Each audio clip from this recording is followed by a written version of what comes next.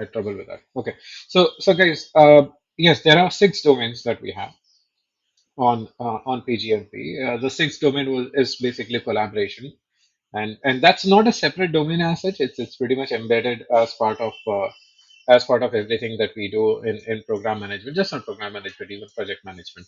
Okay, so we'll kind of start with the life cycle domain because this is where majority of your questions are going to be. Okay. Now I understand PGMP or rather PMI has given a split around how what kind of questions will come across different domains.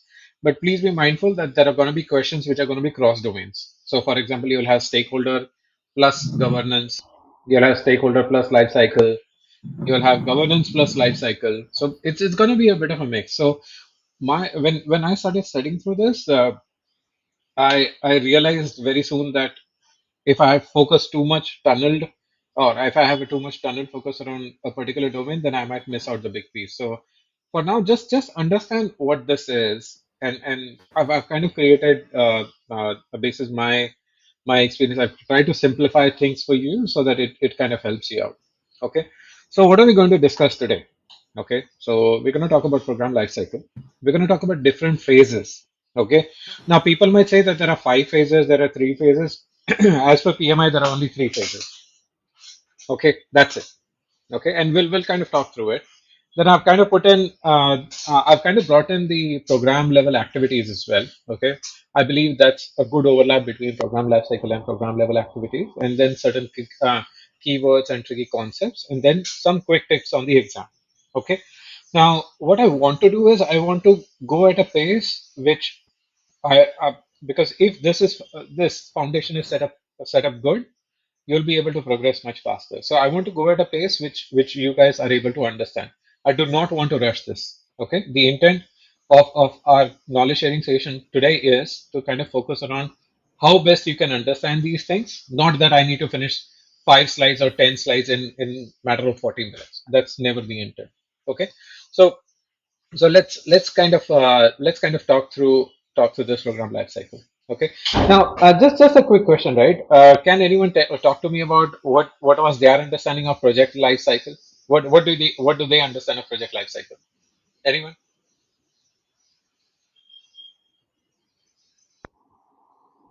Guys, please unmute yourself and give me your thoughts. Yeah, I mean, I would Yeah. like to say that project life cycle from starting from initiation, planning, execution, monitoring, and controlling and closing. So, planning and monitoring and controlling is not a one-time activity. It continues across the It's a cycle. continuous, yes. Yes, Yeah. yes, yes, yes. Okay, and Srisha, thanks for adding on that, right? So guys, uh, what Srisha just mentioned over here is how a traditional project management works, or what we say is the waterfall project management. Okay, you have initiation, you have planning, you have execution, you have monitoring and control, and then you have closure. Okay, that's how there are five phases within there. Okay, now same thing when it comes down to program. Okay, like I was kind of mentioning earlier on the earlier slide, you have the definition, you have the delivery, and you have the closure. Okay. Now I've deliberately put certain things over here which I'll kind of explain. Some of them are very evident as per PMI, and then some of them I'm kind of building that kind of a bridge for you. Okay. So when we're talking about program life cycle, right? Couple of distinctions that you need to kind of see through between project and program. Okay. So first of all, as last week when we went up, we understood that program is more going to be towards benefits and value. Project is going to deliver products, services, or a result. Okay. Now, the reason I say result over here is sometimes you might just have process improvements. So that's where you see the word result kind of coming in. Okay. But when it comes on to program life cycle, right? In program, we are primarily focusing on benefits. Okay. And I've kind of taken a small example over here. So let's say there is a school nutrition program that you have. Okay, now it might have a couple of projects in there. Okay, first is okay, fine. We need to kind of run a project which kind of upgrades the kitchen equipment. Okay, because obviously, if you have a better kitchen, you'll be able to kind of ensure that the meals are prepared in the best way so that the nutrition is restored. Second thing, obviously, is you're gonna ensure that there is a project around preparing healthy meal plans, and then these plans are then created basis the nutrition requirements across different age groups and then circulated it across. Okay. So over here, what you are able to see in very clear way is you're kind of creating products. Okay. And then you're kind of seeing a visible result in there. Okay. So in most of the times, right, you're looking at something tangible that is coming out. Okay. From the projects. Are we clear with that? You're going to see something tangible means you are able to kind of directly associate towards the value of it. Okay. Now, uh, I'll kind of rephrase the last word towards a value. Okay. Now, have you ever come across a situation wherein a project has been delivered, but the project has still failed? Okay. That means the project completed everything correctly, but the project has still failed. Has anyone come across that situation?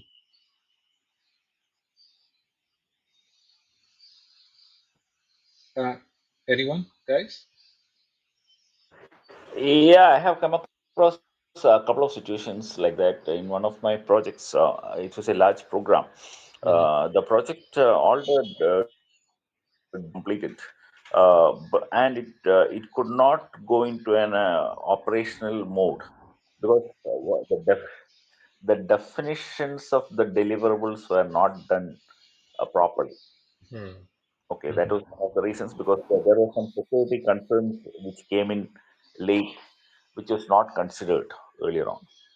Perfect. So Information this is a security. classic example wherein when we started the project, okay, the requirements were X, but by the time we completed the project, the requirements became Y. Okay. Now there would be situations wherein you started the project with X, okay, you delivered the project with X, so nothing changed. Okay. However, the project was still a failure. Okay. Now, as such, when you really look into it, right, the project lifecycle definition, it says very clearly that your requirements are locked in at the beginning, even when it comes down to iterative, right? Sorry, there's someone. Let me just admit. Okay. So even when it's an iterative or an agile front, you still have requirements to which you are delivering. Okay. So you will come across a situation where in a program or sorry, in this case, project, the scope was correct. Everything was correct. It delivered also on time, within scope, within schedule, within the budget. Everything got delivered. All the QA, all the assessments, everything passed, but it was still considered as a failure. Okay. Now, understand one point over here, right? A project is always concerned about delivering a particular product, service, or a result. Okay. Now, in these cases, even after successfully delivering it, that particular product, service, or a result may not give you the value that it was intended to give. Now, project lifecycle will never measure the value, okay, because it will only focus around what is tangible to be delivered. However, program lifecycle says that okay, fine, you have multiple projects running within the area, okay, however, even if the project is successful, has the project and within the embodiment of the program, has it really delivered the value? Okay. So when you are thinking about project, you are always thinking about scope, schedule, cost, okay, and quality. Okay, those are the four parameters. But when you're thinking about program, always and always think about benefits and value. Okay. One of the key things that you will face in the exam is this particular question over here. How does this activity contribute to the overall benefits? So, for example, let's say there is a change. There's a change happening in a particular project. Okay, let's say we have a program A, and program A has three projects in it, and projects, let's say X, Y, and Z, and let's say Y program has a change in it. Okay, now as a thought, right, what you need to think through in your program life as well as in your project life as well as in your exam. I'm introducing a change in my project. Okay. Now, is this only going to impact my project or is it going to impact other projects also? Okay. Now, hold on to this particular thought because this is a very, very key thought.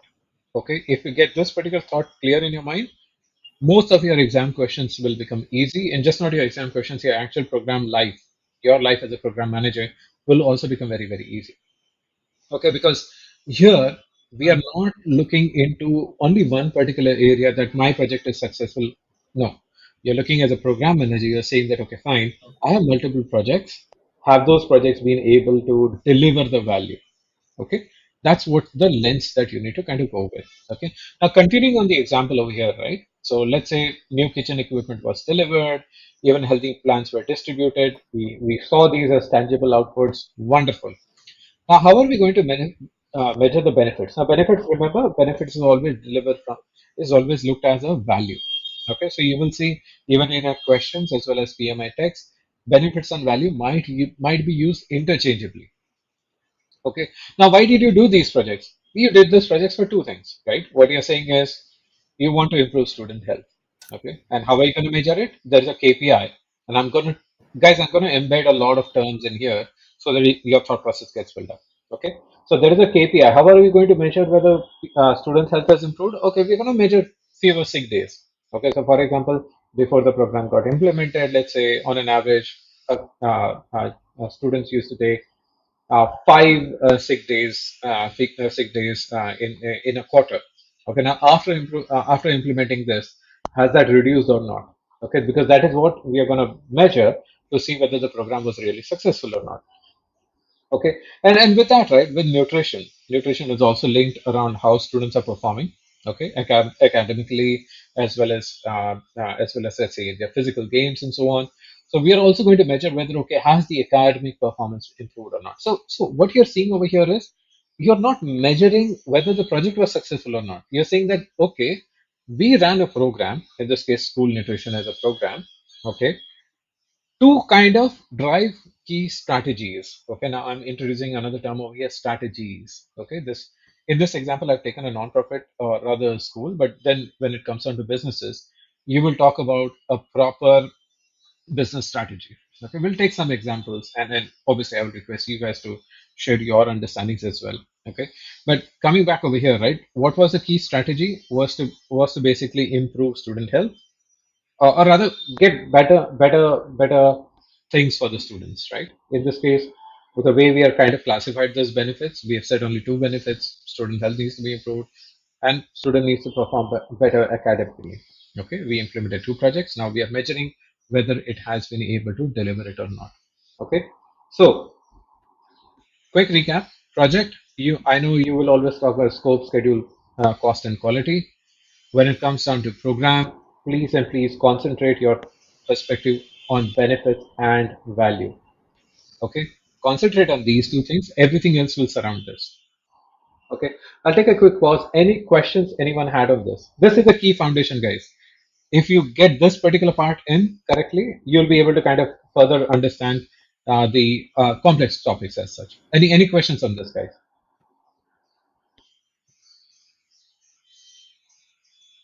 So, I mean, my question is simple. It is Mhm. towards project management.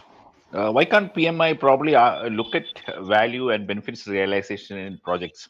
Why do they want to look at it program level alone? Why can't they do it at project So level itself? yeah, so in a way, right, when we look into historically how things have been, okay, see, program as a concept uh, has evolved over a period of time. Before this, okay, people were doing everything as project, okay, and what PMI and rather not just PMI, what the entire world started recognizing is if you're delivering individual projects, okay, you might be able to capture some value, but if you're kind of bringing those relatable projects together, okay, which is what we covered last week. If you bring relatable projects together, by bringing them together, if you're able to get more value out of it, that's why we call them as a program. Okay, so you might come across multiple situations here, right? So sometimes it's a bottom up. Okay, imagine this that there are two projects which are running independently. None of these guys are talking to each other, but both of these projects are tied up to a single core strategic value. Okay. So rather than they running independently, if we are able to kind of bring them together, and by bringing them together, we are able to get better value than what they would have run individually. That's why you kind of bring the program as a concept together. Okay. So think about it in this way, right? You can continue running projects independently. Okay. But it's just that if they run independently, would they be able to get the same value versus they kind of bringing them together under a program? wherein their values or their benefits could be further enhanced. Okay, that is why we need program. Okay, Shisha, hope that helps. Thank you, Aman. Okay, any questions on this, guys, before I move on to the next one? Okay, just a quick recap, guys. I've left. Sorry, go ahead. Are we getting the slides? I'll try and share the slides. If not, I'll try and at least put the recording on YouTube. Hopefully, it can help you guys out. Okay. Yep. So right now, my entire intent of this is, guys, I need us to collaborate a lot because ask the questions. The material I can share it with you. It's yours. It's not mine. Okay. So Okay. don't Okay. worry All about the right. material. Ask questions. Understand things. That's the key part of this conversation. Okay. Any other questions Okay. on this, guys, before I move on? Hmm. No, not right now. I don't Okay, have. perfect. Okay, so let's just move on. Okay, now let's talk about the three phases. Okay, now I've kind of put in this particular life cycle management over here. Okay, which is obviously this is coming in from PMI's website itself. It's on page 142. Okay, so sorry, I'll have to kind of correct the spelling over here. So this is the fifth edition. So we talked about three phases, right? So definition, delivery, and closure. The same thing you will be able to see over here. Definition, delivery, and closure.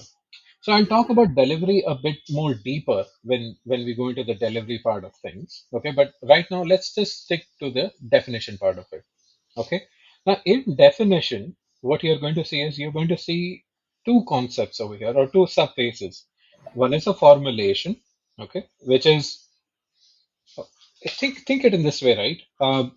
In project, okay, when does your actual work begin? Let's ask that question. In project, when does your actual work begin? As a project manager, when would you actually start your work? Anyone?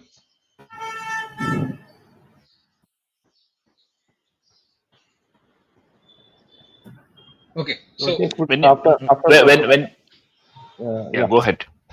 go ahead, please. So formally, after the project charter is signed off, I think we start the work. Yes, that's a very good point. Okay, from PMI's definition, that's the best thing that you mentioned over here. Yes, the moment a project charter gets signed, that's where we authorize the project manager to then be allocated, and then the project manager will do the initiation, planning, execution, monitoring, and control. Okay. Now, when it comes down to program, okay, a program begins a bit more before that. Okay. So I'm not doing without this comparison, but just think about program in such a way.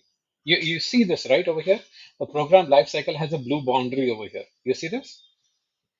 I, guys, just spend 2 minutes understanding this point because if you understand this, everything else will fall in place. Okay, you see this blue boundary over here. You see this text box actually starts before the blue box over here, right? You're able to see this very clearly. Okay, now there is a reason PMI has done this because what really happens is there are certain activities in program which actually start even before the actual program is authorized to begin. Okay, and that's where we're going to talk through the formulation and planning subphases. So I'm going to go a bit more deeper into it, but I just want you guys to recognize why did I put this image over here?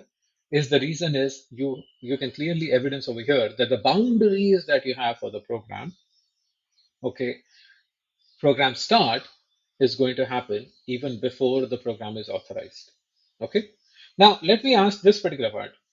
You can see something similar happening over here, right? And any guesses what's happening here? We are saying that, well, program closure activities are going to happen even after the program is closed. Any thoughts on this, guys? On this particular box over here? Any thoughts?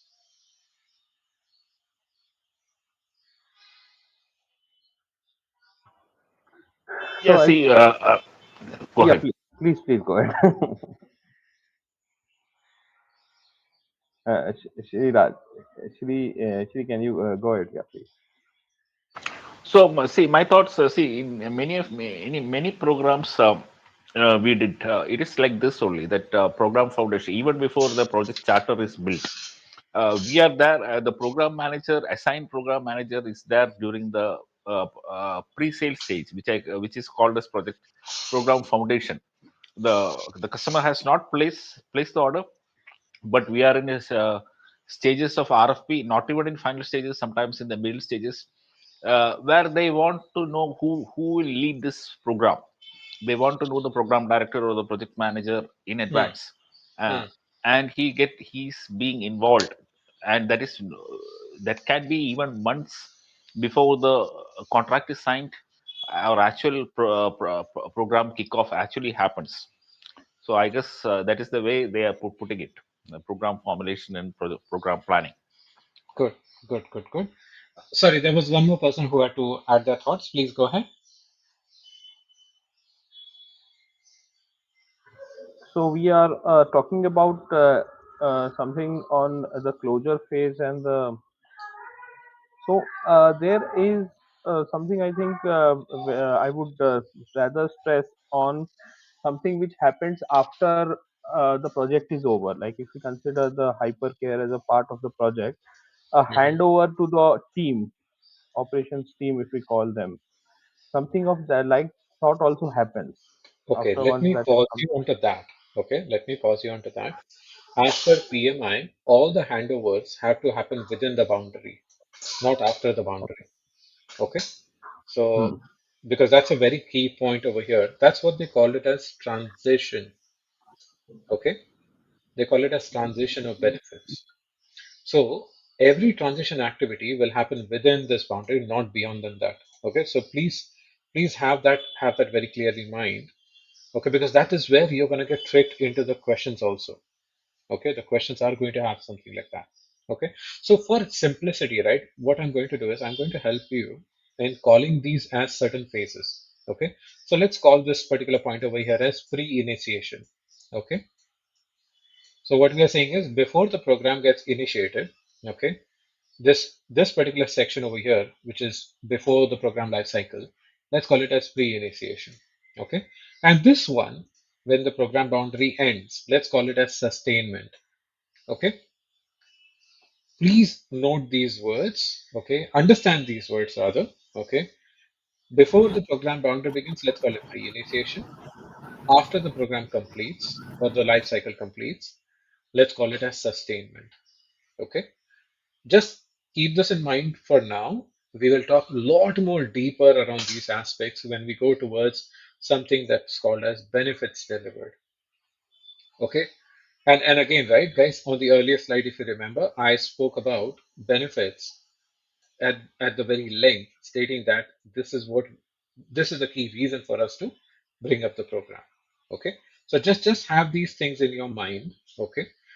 Call this anything that is before the program beginning, call it as pre-initiation. Anything that's after the program boundary, call it sustainment. Okay, just have this much in mind and then we'll kind of proceed. Okay, so let's talk about definition over here. So definition has two components over here. Sorry, definition has two components. One is formulation, okay, and the other one is planning. Okay, now think about planning in a very simple way. Planning is something that is very similar to what we do when we do our project. But understand over here, this is program planning and not project planning. Okay, so program planning is going to be overarching. It's going to be the baseline for all the project plans to be established. Okay, so it's going to be a slight bit of a let's say a strategic view of how the projects have to be run.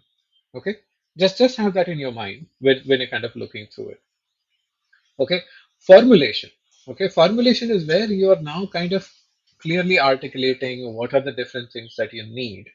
Okay, so that then you can formulate your program business case, your program charter, your benefits register, your program roadmap, your program stakeholder.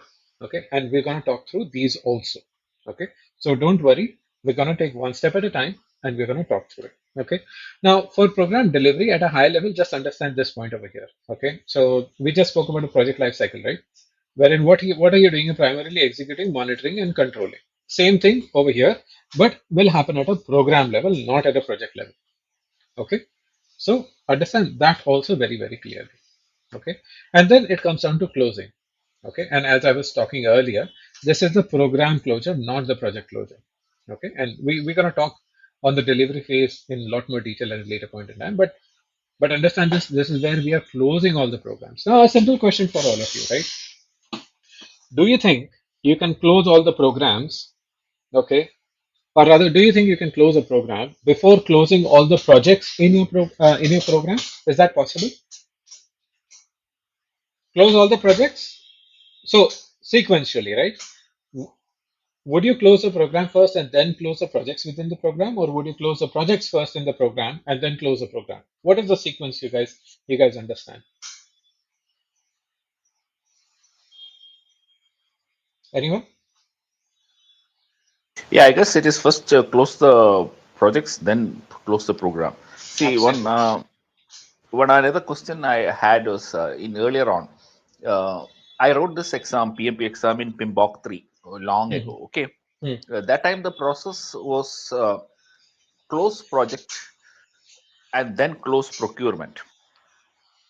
From Very good. PMBOK 5 onwards, PMBOK 5 onwards, they never articulated that very well, whether it is close projects or close procurement, which comes first. So But that's a very good in point PMBOK, over here. That's a very good point, mm, Srishant. Because see, what has happened in as program and projects have matured over a period of time, right?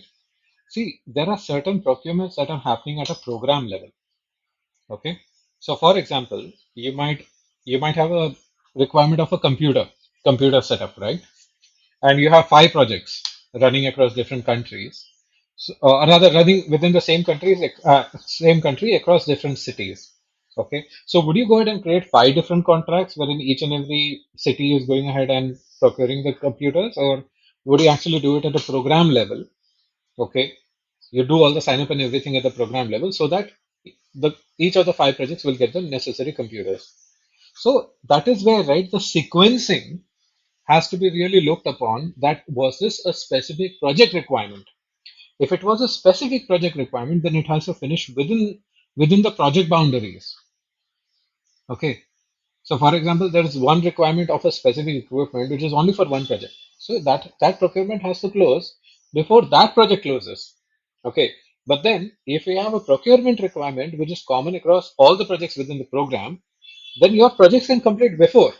Absolutely not an issue. But your overall procurement will finish, okay, may finish even after those projects have closed. Okay, so that is a key distinction that has kind of come up. Okay, which is where the segregation you are seeing, that it's not been clearly articulated because things have started happening in this way. Okay,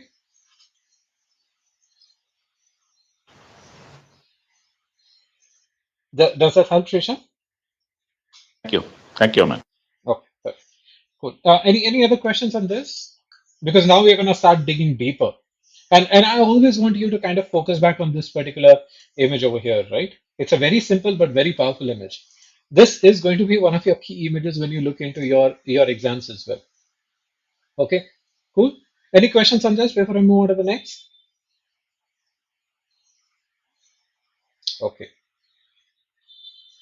okay. Now on page number 155, you're going to see this particular image over here. Okay, this entire image here.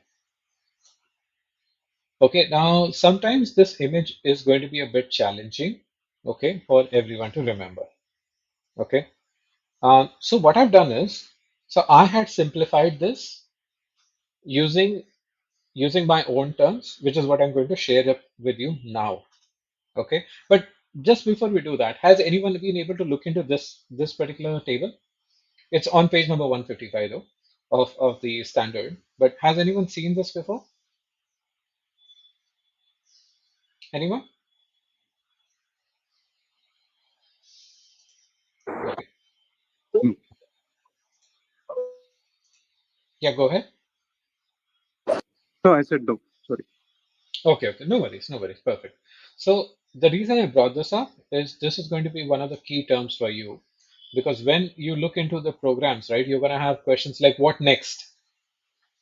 Okay. What should the program manager do first? Okay. You're going to see all those questions kind of coming in, and this particular diagram here is going to be the key for you. Okay. So to to kind of diagram or table, whichever way we call it. So what I've done is I've simplified this entire thing for you.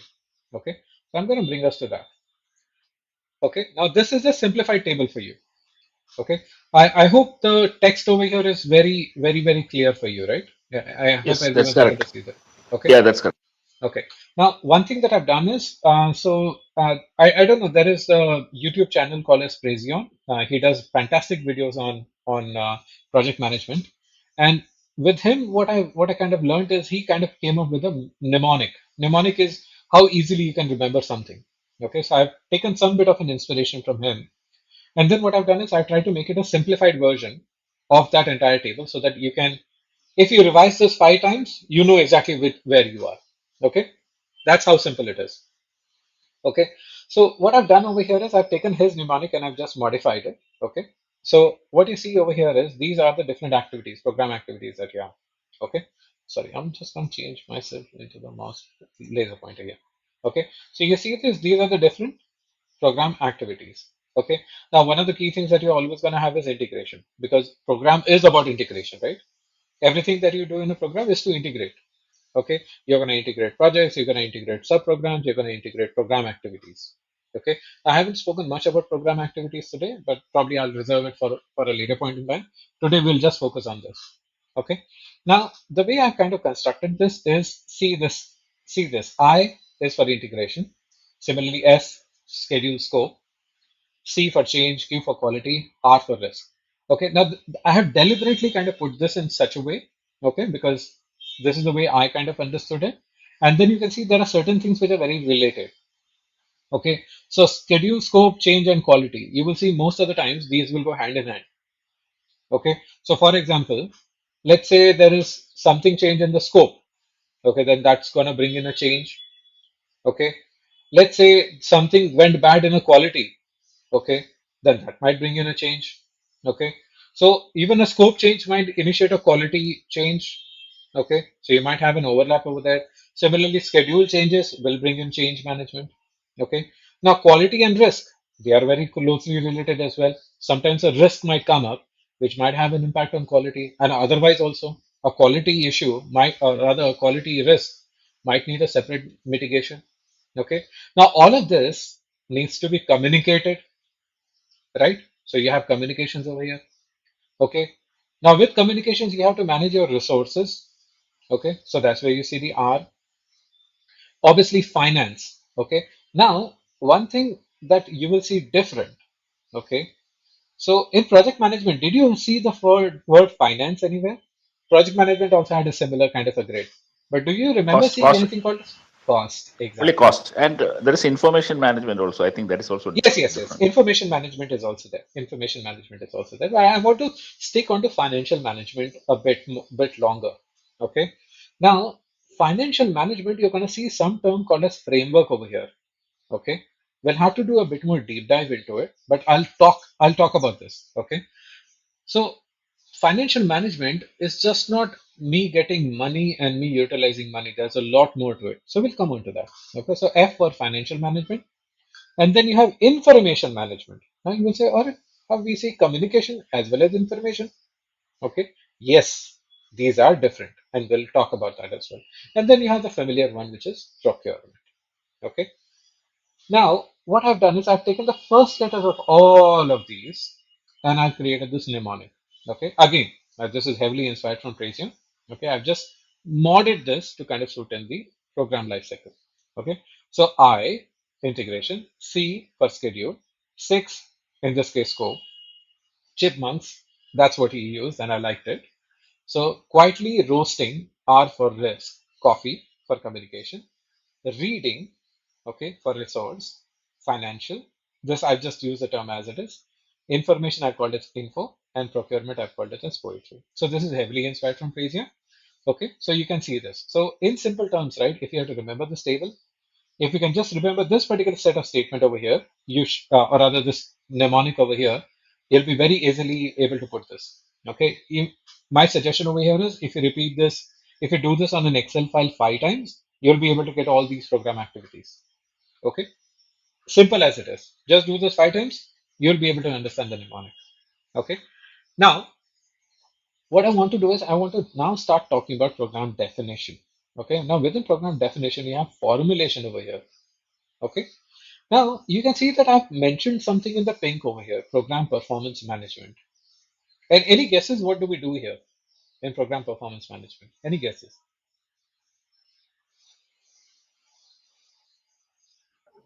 Something like monitoring and controlling in project management. What we used to do. So yeah, similar to that. So what you're doing over here is you're actually measuring, okay, are we performing this program correctly or not? Are we on right track or not? Okay. Now with project, your monitoring and controlling comes in much later, right? It's after the execution. Here, you're actually doing it from day one, or rather, you're doing it right in the formulation state. Let me not call it day one because that might have a different interpretation for different people. But you're actually measuring the performance of the program throughout the journey.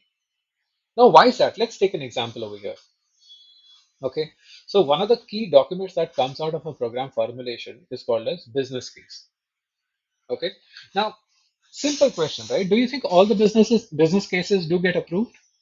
Anyone? Any guesses? Do all the business case for the program get approved? What does your Most of experience say? Mhm. most of them don't. Most of them don't. Right. Exactly. Most of them don't. Why? Why don't they get approved? Let's explore that a bit more also. Why do you think they don't get approved? They may not give the value that organization is actually looking for, and that is not the one of the priorities of the organization per se. Absolutely. Now, Srisha, that's a very good point. The way how PMI constructs that is they call it strategic alignment. Okay. So when you're talking about the business case, okay, in the formulation especially, okay, most of the times your business case would get rejected is because it may not be delivering the strategic value that the organization expects it to. Okay. Sometimes it may also happen that let's say you've got 10 programs, but you only got budget for three. Okay. So even your program is going to deliver the value, but you've only got budget for three, right? And if your program does not get prioritized, it will still lead to the program closure. Okay. So on the earlier slide we talked about, right? And let me just try and go back to the earlier slide. Okay. So you remember this particular portion over here, right? Okay. This particular portion over here, you're actually going ahead and checking in this particular portion, okay, which is where you'll have your initial business case. Let's say business case here. Okay. You're checking it over here that, oh, well, does it really make sense for me to run the particular program? Okay. And the moment the program gets approved, okay, you're coming and then you're starting your entire performance management here. So that is where, okay, your performance management is a continuous exercise throughout your program. Okay, just have that in your mind when you're looking into it. Now, this is a bit unusual when it comes down to when you think about project management, because in project management, your monitoring and controlling is happening, I would say, in parallel to execution. I won't say sequential because, again, that's not entirely true. It's happening in parallel to execution. Okay, so always remember this point over here. There might be a trick in the exam which might talk about, okay, when are you going to measure the performance? So you're going to measure the performance throughout the program lifecycle. The key term over here is throughout the program lifecycle. Are we clear with that, guys? And any questions on performance management? Okay, cool. So let's now talk about the formulation part of it. Okay. Now you can understand that there are certain common terms over here, right? You can see assessment. You see assessment as a common term. This okay. So what are you doing over here is you're doing different assessments of these activities. Okay, you're assessing what are the initial requirements for quality. Everything over here is initial. Okay. Or another term that PMI will use for it, they will call it high level. Okay. They will call it high level. So just have that in mind that when you're looking through this, except for two activities, okay, which are these two that I've highlighted, okay, everything else is assessment. Isn't that easy to understand now? Okay, what are we saying is simple. Anything over here is high level assessment or high level estimation. Okay, with resource and financial management. Okay, you are doing estimations. Clear? Is this simple to remember now? Versus when we talk about this, there's a lot of text written over here. So just simplified it. Simple. Where do we have assessments? We have assessments in all the areas, except where do we have estimations? We have estimations in resource and in financial. Okay. And that also everything is high level or initial assessment. Simple enough?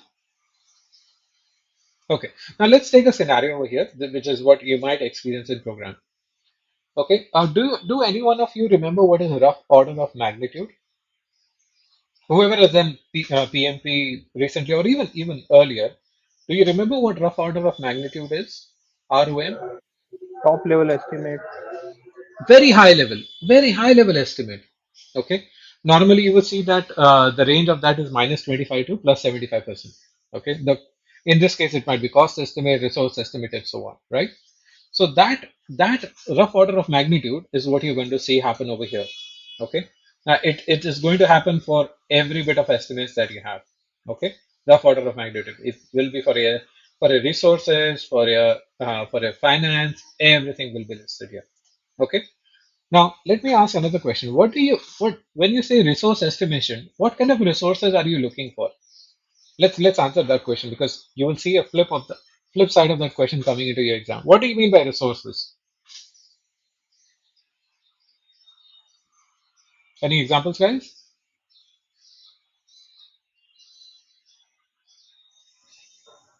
Maybe Resources can be. resources. Yeah, please, sir.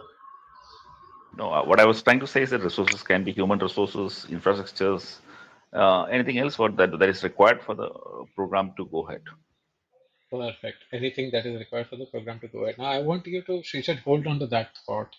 Okay, anything that is required for the program to go ahead, because I'm going to talk a bit deeper and link it back to something that we have mentioned over here. Okay, I'm going to come onto that for a minute. Okay, sorry, there was one more thought around resources. Can someone go on? Similar kind of thought.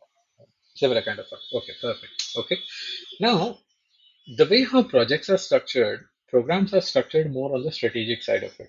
Okay, now think about it in this way, right? The reason I'm kind of bringing the resource management and infrastructure development together is for a key reason, because even in infrastructure, okay, or rather, let me first talk about resources first, right? Okay, let's say you're running a program and you have identified, let's say within the program, you need three projects, and you now have identified at a very high level what kind of people skill you need, what kind of equipments you need. Okay, how long do you need those people? You might have at very high level. Okay, so when you're talking about a particular resource estimation, which is directly associated towards the components. Okay, now remember, components is this one that we spoke about. Components is nothing but your projects, subprograms, and your supporting activities. That's components. I'll talk about supporting activities in a minute.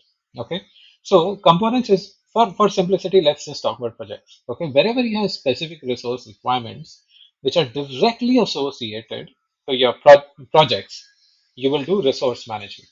Okay, are we clear with that much? Simple, right? Let's say I'm running an IT. Let's say I'm running a site setup program. Okay, in the site setup program, I have one is construction program, the other one is IT enablement program. For IT enable program project, sorry, for enablement project, I know that what kind of skills I need. I need a hardware engineer. I need a network engineer. That is going to be very specific for that project within that program. Okay, I don't need that IT engineer. Okay, to do something around. Let's say pantry services. Okay, I don't need him to do anything around cafeteria services. Okay, so there's no point in him being there because that's not his skill set. Okay, his skill set is more towards IT infrastructure. Okay, so that's where you talk about resource. So think about in this way: is anything that you are talking, sorry, anything that you're talking about, okay, resources which are required for that given component is what you're going to see in the resource management. Okay, then what we have over here is infrastructure development. Any thoughts on this? What do you mean by infrastructure then? Any thoughts?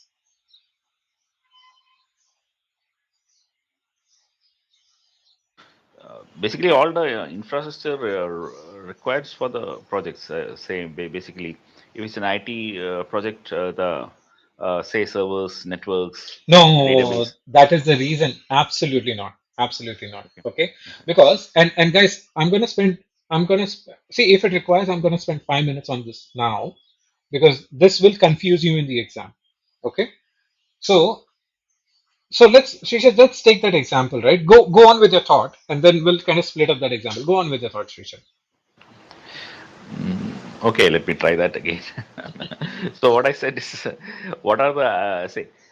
Typically, we do IT projects, so we have resource requirements, human resource requirements, like Mm-hmm. say developers, security engineers, Mm-hmm. uh, and say testers and many others. We also have infrastructure, IT infrastructure requirements to run the projects. Say the cloud requirements or the network requirements, the database requirements, or anything else.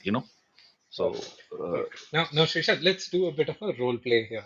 Okay. yeah. Because if we do this right, your at least 2 to 3 questions in exam are done. Okay, Hmm. at least 2 to 3. Okay. Now, Srisha, this particular cloud services and let's say network hardware and everything. Okay, are you going to hand it over to the respective projects when you're done? I assume yes, right? Yeah, yeah, yes, yes. Okay. So now go back to the earlier statement that I mentioned, right? Anything that you need directly to be associated towards the particular component, okay, is going to be part of your resource management. Are we clear with that? So Yeah, here, doesn't matter how you're procuring it. See, procurement, we basically touched upon it, right? Whether you do centralized procurement or you do project-based procurement, that's going to be primarily focused around, okay, whether if we do it centrally, will it help us do a better procurement contract? Okay, help more than one project. Think it in that way. Okay, so this is not a procurement question. This is us saying that, okay, fine, we need resources, and those resources are to be directly linked for the project or component in this case.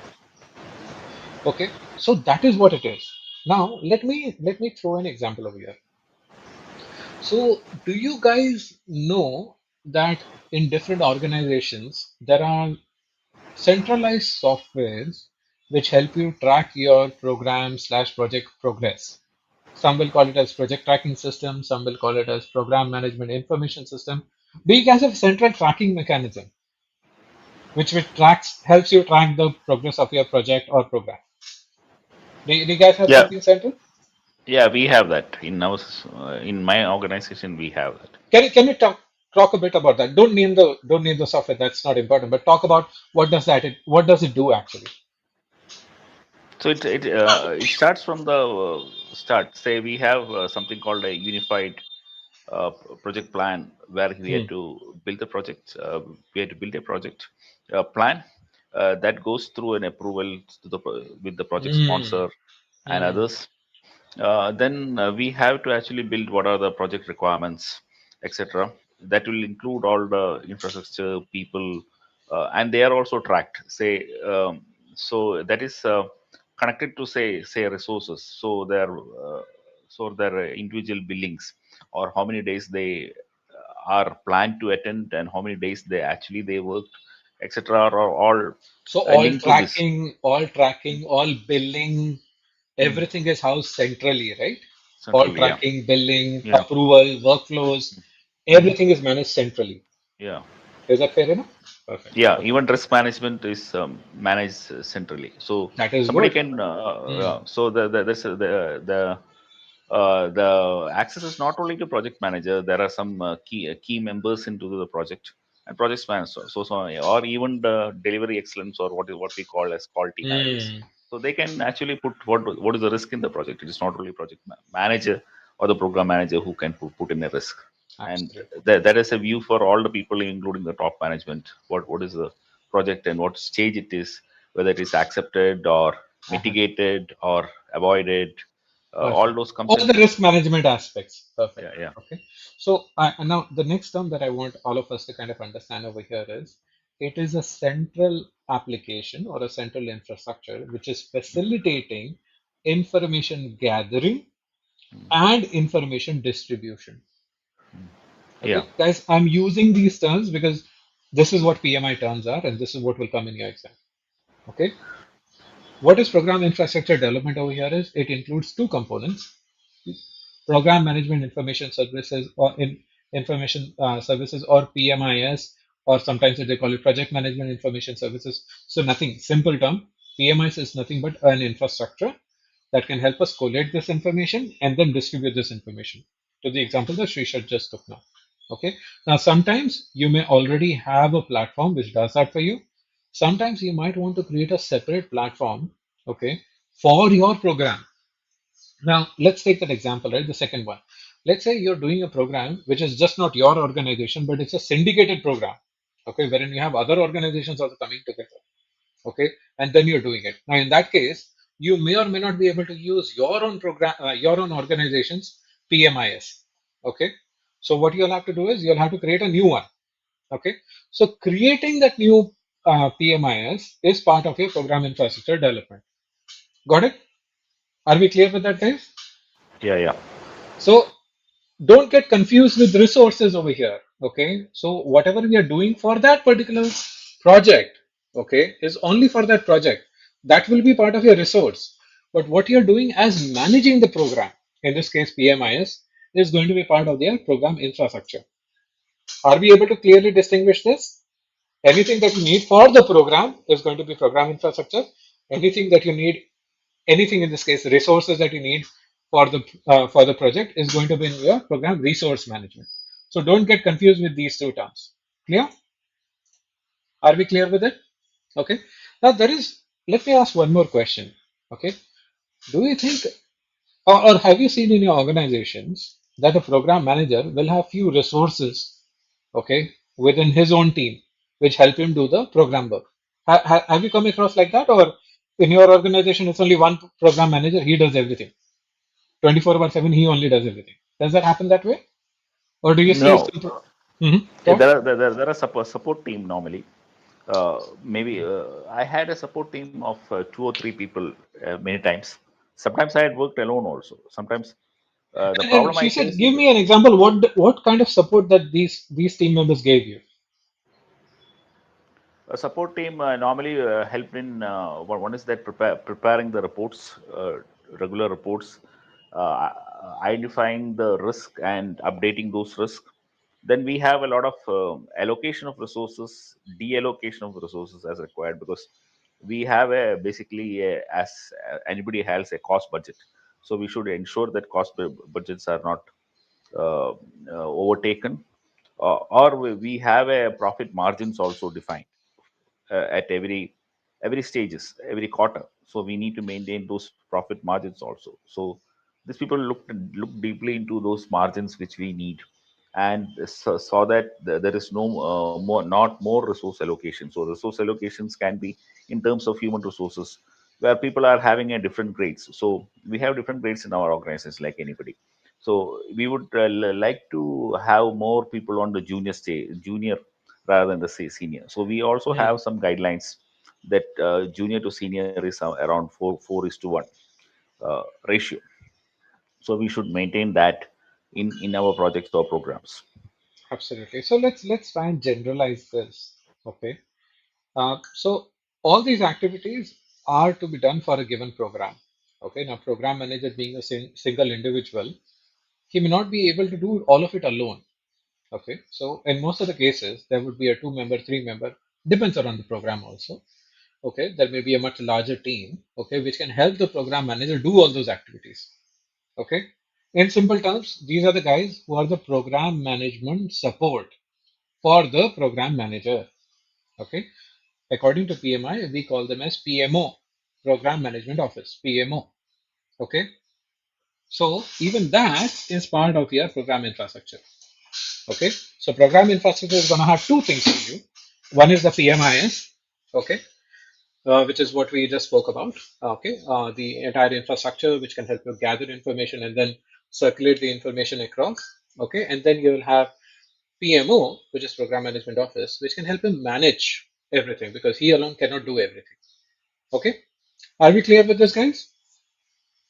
Okay. Now, Correct. Correct. do you understand now with everything that we spoke over here? Okay, do you understand how these are different to each other? Okay, they are not the same. Okay, obviously they are going to support each other. I totally get that, but they are not the same. We understand this now. Okay, Yeah. guys, I think let's take this from today. I know that we are already 15 minutes over, but I want to kind of answer any specific questions that you had on this particular aspect of formulation and the mnemonic that we did today. I know that I went a bit slow because this requires us to kind of go through in this way. Because once you do this, then you can easily start picking up pace. But any questions on this, guys? Program infrastructure, you understand now what where do all you do assessments and where do you do estimations? We call it high level, initial.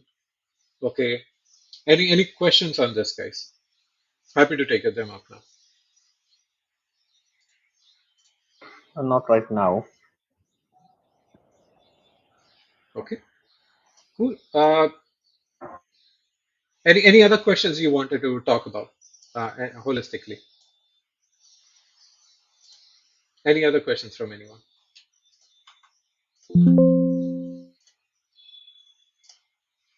Any other Not questions? not as a question. I was Mhm. not there in the last session. If you can share the uh, the PPT or something like that that So you Jagdish, what I've done is I put this on YouTube because again, there were a lot of members who had requested this to be recording to be shared. I couldn't do it on Google Drive because obviously the size of the video is too much. So let me post the link again, okay, so that Mhm. you can have a look into the last video, okay, and obviously I'll try and see how I can get this video also uploaded, okay. Perfect, perfect. Another, like, I would request to, like, give some assignments for us, uh, just to, like, cross verify, as in whatever that you're trying to teach Okay. is is been, like, correctly been understood by us. Perfect. I'll do that. What I'll do is just for ease of purpose, right? Uh, I'll do it in the PMI style of question answer. Okay. Perfect. So, Mm. basis our discussion today of the points that we have covered today, I'll post 5 questions like a vote, okay, to all of you, okay, one after the other, okay, so that then you can pick and choose and you can confirm back your understanding. Okay, will that help? Yeah, perfect. Perfect. Perfect. So one other question. Mhm. In the earlier in the today's session, you referred to certain videos which you said are of PGMP which are helpful. Can you send those links in this I'll, channel? I'll I'll share that across. I'll share Yeah. that across. I think I'd mentioned the YouTube channel the last time I had spoken. So one was Amir Ali, the other one was Eisenbridge. Okay, they already have the playlist created, so you don't even need a link from me. So they already have it Yeah. created, and I'm forgetting one more person uh, who was equally good. Okay, I'll try and send you their YouTube channel link so that you can have a look into. Okay. Okay. The Thank you. Perfect. guy that I mentioned on the call earlier, Prezion, he's more focused towards PMP and not towards PGMP. He just has a couple of videos on PGMP, which is very very high level, which I'm not sure whether it will be sufficient for your program management Mm. preparation, PGMP preparation. Okay, Prezion is the other guy. Okay. He's more on PMP side. So, He's good on so Okay. PMP. you Okay. have you have mentioned Eisenbridge, Amir Ali, Kailash Upadhyay. And there's one more person I'm forgetting. I'm forgetting one more person. He also has very good videos. I'll try and remember and send it off to Mhm. you guys. Okay. Very initial days I had referred him. Okay. Mhm. So I'll try and send it off. But get started with these guys. Get started with this. Okay. And one more humble request, guys. Please let me know what you would like me to cover. So right now for next week, I will continue on the program lifecycle. What I would humbly request you is, while I'll be posting questions for you, I'll try and post 5. Okay. Can you at least, okay, have a bit more read so that then we can do this as a more as a question answer session amongst us so that we can build up the understanding much faster. Okay. I don't see the focus for me to kind of explain this is to help you speed up on your preparation. Okay. And give you whatever guidance I can. Okay. But When do you want to appear? That's going to completely your call. But my point of view here is to accelerate your current understanding and your current learning. That doesn't mean that you should stop your learning and only come on Saturdays for this 1 hour and listen to me. Absolutely not. You continue your learning. These sessions are more or less facilitating you to speed up your journey. Okay, basis whatever I have experienced. Okay. I mean, one question. See, PGMP, is it covering only waterfall? Today, PMI is covering both waterfall and It's a agile. very good And question, as actually, Srishat. It's a very good question. So when you look into the standard, right? The standard is more, I would say, if not 100%, at least 90% is more towards traditional only, waterfall only. Okay. However, in exam, you will get 3 or 4 questions around agile also. Okay. Now, for those questions okay, also, if your understanding on agile is good, then you don't have to worry. Okay. But let's okay, just say you have never worked in agile. Okay. Then you will have a bit of a struggle. Okay. But again, it's not like PMP, right? PMP had a kind of equal split, right? It had yeah, traditional, it had hybrid, and it had agile. And I'll call hybrid and agile together only. Okay. I won't segregate them out because for people who have given a PMP recently, you would know how much of agile shift is there. Okay. So thinking from this perspective, yes, their text is more towards the traditional one, but in exam, I had 3 questions around agile that at least I can recall. okay. Cool. Any other questions, guys?